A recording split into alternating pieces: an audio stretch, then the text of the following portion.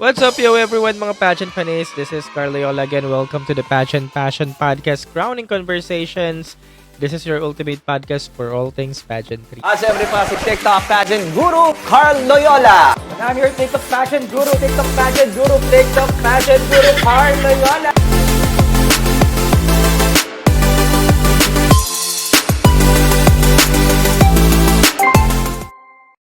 Alright, so for today's video, ang pag-uusapan natin ay yung nangyaring PINA Personality Interview Challenge. Yeah, this might be overdue na. But for this episode, susubukan ulit natin i-rank yung mga delegates natin dito sa competition dahil nga karang-crank naman talaga. Karang-crank naman talaga, no? Hindi. Pero ito nga ang goal ng episode na ito na i-rank yung mga delegates na nagustuhan ko nga dun sa interview challenge nila. So, there are ladies na napili ko for this challenge. So, iisa-isahin natin yan for you. 18 ladies yung napili ko for this challenge. So, ano nga ba? Saan nga ba ito pupuntang episode na to? So, watch out. So, ayun na nga. PINA Beauty is a major sponsor of the Miss Universe Philippines 2025. So, this brand partnered with the organization to enhance fan engagement through a unique voting system. Supporters can cast votes for their favorite candidates by purchasing PINA beauty products, with each purchase contributing to the candidate's standings in the competition. So, ang maganda naman ngayon sa PINA, kapag bumoto ka, may matatanggap kang produkto unlike before. Dahil nga, yung katumbas na total amount ng produkto, yun yung katumbas na magiging boto mo dun sa isang delegate. For example, 150 pesos yung isang item. So, 150 plus din ang votes na makukuha ng delegate. So, this collaboration highlights PINA Beauty's commitment to empowering women and celebrating beauty in all its forms. And weeks ago nga, inilabas nila ang PINA Interview or Personality Challenge dito sa competition. So, ang dami mga videos na in-upload sa MUPH YouTube, and 69 delegates, 69 din yung video. So, inisa-isa nga natin yon. Kaya naman nag-come up nga ako dito sa aking listahan ng top 18 favorites for this year's PINA Personality Interview Challenge. So, wag na natin patagalin. Let's start with my number 18, Summer Island. So, the first time that I heard Summer Island, hindi siya yung typical na beauty pageant contestera na sumasagot sa mga Q&A. So, hindi siya mukhang rehearse, sumagot. Nagko-connect talaga siya sa kanyang audience, and I love that talagang pinapakita niya doon sa kanyang sagutan. And ayun nga, very unrehearsed, ang ganda ng demeanor. And ayun nga, sounds impressive talaga. And ang articulate ni Summer. She converse so well, walang kakaba-kaba. And gusto ko rin yung napili niyang love song actually. Kasi nga daw nagre-resonate yun sa theme ng MUPH this edition na Love for All or Love Above All. And dinidedicate niya nga ito sa generation natin ngayon. So yun, kahit maputi na ang buhok ko, basta maganda yung hugot niya dun sa kung bakit ito nga yung napili niyang favorite song niya. So watch out for Summer Island, Catherine Dacanay. Next up at my number 17, Tandag City, Surigao. Ito sabi ko sa previous live ko, minsan na doubt akong lapitan to si Miss Tandag kasi sabi ko baka mapasubo ko ng Inglesan, baka magtuloy-tuloy ng talakan. And nag-transcend nga rin yun sa kanyang PINA Personality Interview Challenge dahil talagang tumalak ng tumalak si Tandag doon. Naalala ko pa, nag TikTok live sila nung last Friday night din, and talagang talak lang siya ng talak doon. And ayun nga, katulad nga ng interview challenge niya this time, same nga rin, very witty, eloquent, and kung talakan lang din naman talaga, mukhang hindi siya bababa ng top 5. And yun, obvious, good speaker. Yun nga, sabi nga nila, lambonera, and her personality, napakaganda talaga. Yun, talagang obvious din habang nagsasalita siya. Same with her personality. So yun nga, watch out tayo dito kay Tandag City, Surigao del Sur, Daniel Calatan. Next is my number 16, Albay Rani Lachmi Dado. Ayun, habang pinapanood ko siya, nakangiti lang din talaga ako. Magaan lang sa pakiramdam, kagaya niya na habang nagsasalita, ang gaan-gaan lang din na habang pinapakinggan mo siya parang lumulutang ka. Ganun, lagi lang siya nakangiti at yung ngiti niya habang nagsasalita, nakakadala. So, ganun din. Yun nga, sabi ko nga, magaan and obvious na may com skills strength talaga to si girl. Yun nga, ine-enjoy lang ang sagutan, ine-enjoy lang ang moment, walang ka-pressure. Kung ano yung gustong ibuga, isagot, yun na yun. 'Di ba? Yun, impressive and I love her charm. So, definitely want to watch out din. Yung number 15 spot is Bulacan. Isa sa nagustuhan kong sagot niya is yung favorite love song niya, which is yung Unconditionally ni Katy Perry. Kasi nga, as a Katy Perry fan, talagang na-appreciate ko yung Unconditionally. And yun nga, isa sa mga gustong kanta ko yon ni Katy Perry. And maganda yung meaning or yung reason niya kung bakit ito nga yung napili niyang kanta. Yung clarity ng voice, confidence, and yung charisma, nandun din. Umaapaw, kitang-kita sa video. Yung content, tsaka yung depth ng iba niyang mga sagot. Syempre, kung pupuntusan, malapit na sa perfection. Kaya naman napili ko siya as my number 15. So, abangan din natin to. Francesca Pacheco of Bulacan. At may number 14 spot, Angeles City, Ira De Castro.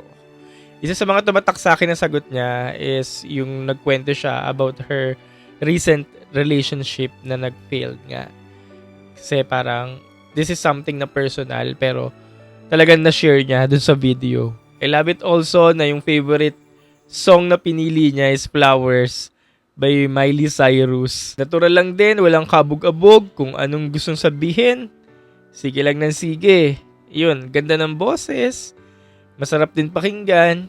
Kaya naman, pasok siya sa aking listahan. So again, Ira De Castro of Angeles City, Pampanga. Next is my number 13 spot, Cabanatuan, Micah Martinez. Ito, kilala na talaga natin si Micah na may strength talaga pagdating sa comm skills. Last year, alam natin ito yung talagang strength niya. Kaya nga, ito rin yung nagdala sa kanya bukod siguro sa nanalo siya sa fan vote. Malaking factor din siguro yung naging close door interview niya. Kung sakaling hindi siya nanalong fan vote, kayang iakyat ng close door interview niya. And bago pa rin naman to mag-MU page si Micah, magaling na talaga to pagdating sa Q&A department. Kaya naman, during the Pina Interview Challenge, yun, very obvious na parang minani na lang talaga niya. Ayun, masarap din pakinggan si Micah. Ang dami niyang insights. At yung mga insights na yun talagang mapapatango ka na o nga, no? Parang mapapaganong ka na lang. And gusto ko yung song na pinili niya, Marilag. At hindi niya lang basta pinili yon, maganda yung meaning or yung reason kung bakit niya pinili yon. Basta, ang gaan sa pakiramdam habang nagsasalita siya, ang gaang makinig. And yun, ang dami niyang say. Yung depth and content ng answer niya talagang malalim. Hindi yung basta-basta sumagot lang. My number 12 spot is Caloocan. Isa sa mga tumatak sa akin na sagutan niya is When Women Rise, We All Rise. And she's also a scientist and engineer. Kaya naman yung Q&A department niya talaga very strong din. Isa siya sa mga Filipino community delegates now representing Caloocan. So yun, yung clarity, yung confidence, and yung creativity ng kanyang sagutan ay talaga namang top-notch. And gusto ko din yung favorite song niya na Paubaya by Moira de la Torre, and dinededicate niya yun sa sarili niya. And then somehow nag-resonate siya sa akin. Oo nga, no? Pwede nating i-dedicate to sa sarili natin. Paubaya na natin lahat ng pwedeng mangyari sa atin. Parang ganyan. So yun, nagustuhan ko yung depth and content ng kanyang sagutan. At may number 11, Cebu Province, Chela Falconer. So ayun, nakakausap ko nga rin si Chela ng personal sa mga activities ng MUPH. At pag nakausap ko siya, talagang baklaan lang din sumagot. So ayun, kagaya sa kanyang interview personality challenge, ganun din, binakla niya lang din, baklaan lang din, very natural. Wala rin kaabog-abog ang sagutan kung anong gustong sabihin. Yun lang. Kaya naman napakagaan pakinggan. She looks very humble dun sa kanyang personality video. And very natural. Pero at the same time, eloquent pa din. And nandun pa rin naman yung pagiging queenly habang sumasagot. Kahit nga binakla lang. Yun nga, lumalabas yung pagiging natural. And that's why I love her. At hindi pa nga siya nakontento, kumanta pa. Kinanta yung sagot, 'di ba? Talaga namang all in bigay na bigay si Chela dito sa video. Moving on with my number 10, Larcy Jensen of Camiguin. So ito naman si Larcy, nag-guest na namin siya one time sa show namin nung 2023 sa Abante. Kaya naman may idea na ako kung paano makipagtalakan to si Larcy and kung paano bumuga nga or makipag-usap. Kaya naman alam ko na or may idea na ako na masarap nga pakinggan to habang sasalita. Kaya naman during the interview challenge, yun nga rin din yung nangyari. Masarap pa rin pakinggan at may depth nga ang mga sinasabi. Talaga namang masaya siyang kausap at mag-enjoy ka habang nakikinig sa kanya.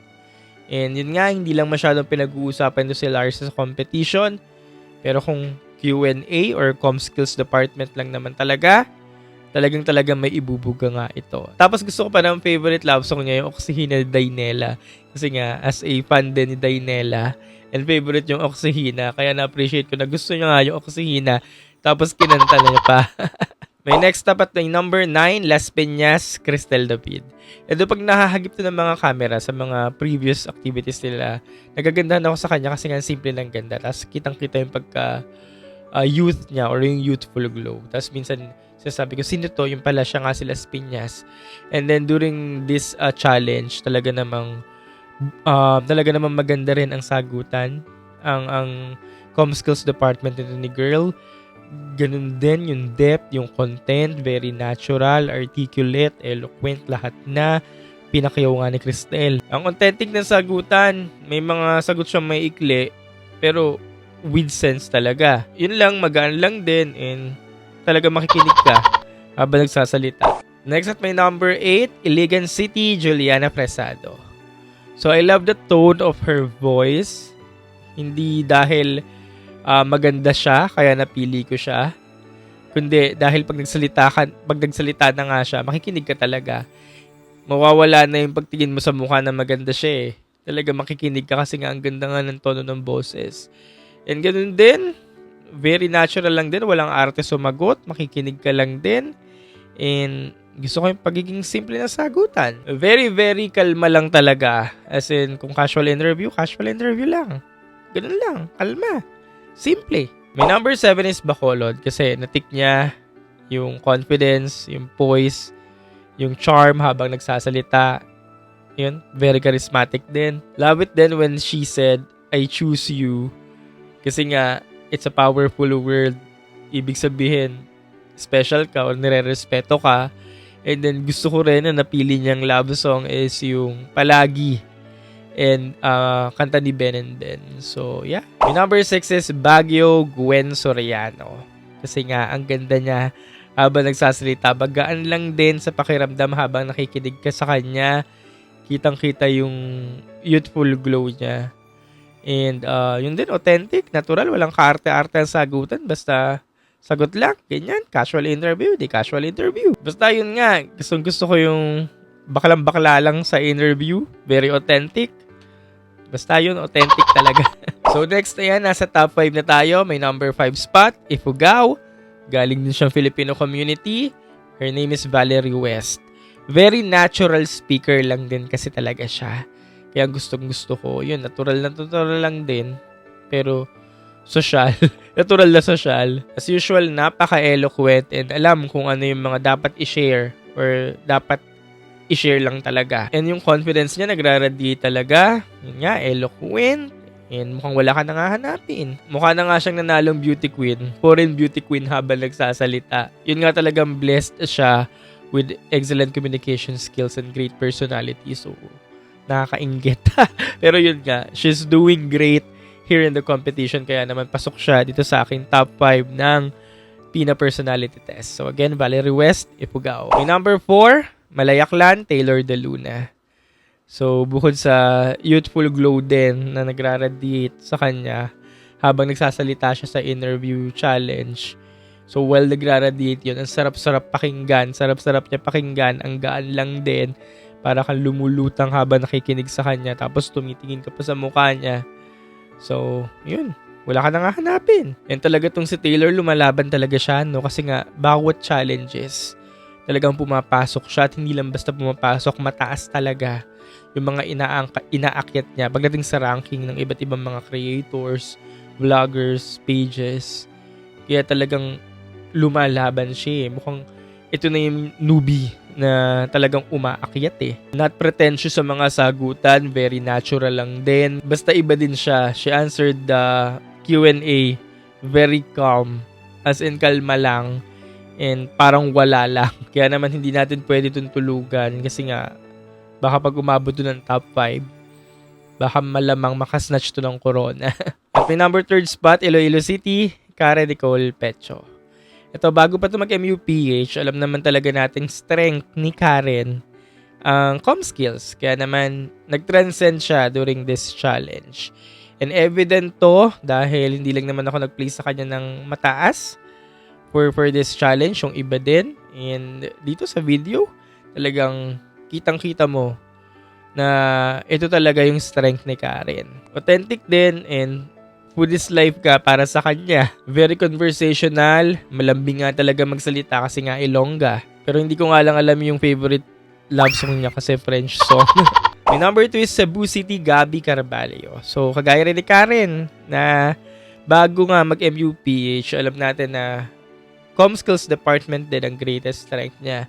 Na nag-resonate din naman talaga dito sa challenge. Kasi nga, yun nga, ang ganda ng Q&A ni Gabby, talagang yun din. Very natural. Conversational lang din. And authentic. Hindi pageant patty. Yun. Social magsalita pero talaga namang kahit social, talagang makikinig ka. Amazing. Very good communicator. And gusto ko rin yung reason kung bakit yun yung love song na napili niya. Kasi nga, dinededicate niya yun sa mga taong naniniwala sa kanya. Yun nga, sabi niya nga, rallying behind her. So, yun. Talagang in love pa rin or in awe pa rin ako every time nag-speak to si Gabby. And, yun nga, sabi nga natin, makapasok nga ito sa top 5. Pag nakahawak ng mic, talagang manlalamon. Kakain ng mic. Then, there you go at my number 1 spot, Teresita Sen, Winwin Marquez of Muntinlupa City. Kasi nga, kagaya nung mga ganap niya during her Binibini stint, Miss World Philippines stint, Reina stint, hanggang ngayon, talagang level up pa rin ang home skills ni Winwin. And nung sashing ceremony niya, nung press ko noon, naramdaman ko na doon na talaga namang may kirot sa puso every time na nagsasalita si Winwin. Hindi lang siya basta sumasagot, talagang lahat ng sagutan niya talagang tagos. At ayun yung nagustuhan ko sa kanya. And pagdating nga dito sa challenge, ganun din. Talagang tumatagos. Talagang nakaka-relate lahat ng mga nakikinig sa kanya sa sagutan niya. And damang-dama mo. Talaga namang yung experience niya rin kasi, yun yung hugot niya doon sa mga sagot niya. And kaya nadala tayong mga audience, tayong mga nakikinig. And yun. So yun nga, habang nakikinig ako sa kanya, sabi ko, para akong nakikinig sa Miss Universe na mismo, sa Miss Universe winner na. And talagang nire-representa niya ang bagong brand or bagong version ng modern Miss Universe. Especially nung nagsasalita na nga siya. Queenly talaga. Lakas ng dating. And gustong-gusto ko talaga kung paano siya sumasagot pagdating sa mga gantong eksenahan. Tapos gusto ko pa yung favorite song niya, First of Summer Urban Dub. Naalala ko yung high school years ko kasi nga doon na uso yun yung First of Summer Urban Dub. Tapos bigla ko naalala, ay, at one point naging favorite ko pala tong First of Summer. Yun nga, yung Park Night, this night sky makes it shine like a diamond. Yun, at one point naging favorite ko yun Tapos bigla naalala ko, nag-exist nga pala to, no? So, ayun. And ang ganda rin no reason kung bakit ito yung pinili niya. Kasi talagang yun lang, go with the flow nga lang yung kanta. Talagang nag-grow talaga si Winwin. Lahat ng mga sagutan niya, experience-based. And kaya naman tayo mga nakikinig sa kanya, nakaka-relate. Yun, tumatagos talaga sa atin. Kaya naman, for me, best speaker or best delegate for this challenge, Teresita Sen Marquez. So there you go, mga pageant panis. Yan na nga po ang aking top 18 picks for this edition of the PINA Personality Interview Challenge or Interview Test. And as I tape this episode, lumabas na nga rin po ang resulta ng botohan. Partial pa lang ito. Ito po ang top 5. And tayo pong mga viewers, mga supporters, mga fans, ay kaya pa namang iakyat pa yung mga delegates natin sa posisyon. Kasi nga po, hindi pa naman close ang botohan. Ayan, habang ongoing pang botohan, pwede pa tayong bumili ng mga products sa PINA through TikTok, Shopee, Lazada, and other platforms. And then, yung amount ng mabibili nga nating items or products, magko-convert siya into vote. So, basahin na lang natin yung mechanics para masundan natin. And then, again, wala namang pilitan kung sino lang yung may sobra at gusto sumuporta. Ayan, welcome na welcome tayong suportahan ng ating mga delegates para makaakyat pa nga sa susunod na countings ng botohan. So yeah, again, maraming salamat ulit sa pag-tune in dito sa aking Pageant Passion Podcast Crowning Conversations. And kung may mga gusto kayong i-request na episode sa susunod, i-comment nyo lang dyan sa baba para naman mabasa ko at magawa natin ang episode kung kaya at ma-publish natin next time. And kung gusto nyo i-shoutout ko kayo, yan, i-post nyo lang din dyan yung mga messages sa comment section para next episode shoutout natin yan isa-isa. So again, marami pa tayong aabangan for the Miss Universe of Philippines. Marami pang mga eksenang mangyayari, magaganap. So maraming salamat sa pag-tune in dito sa aking channel and sa pakikinig na rin at panonood every time naglalabas ako ng mga bagong updates and videos. So this has been Carl Loyola and magkikita-kita ulit tayo sa susunod. Paalam! Siyempre pa si TikTok Pageant Guru, Carl Loyola. And I'm your TikTok Pageant Guru, TikTok Pageant Guru, TikTok Pageant Guru, Carl Loyola.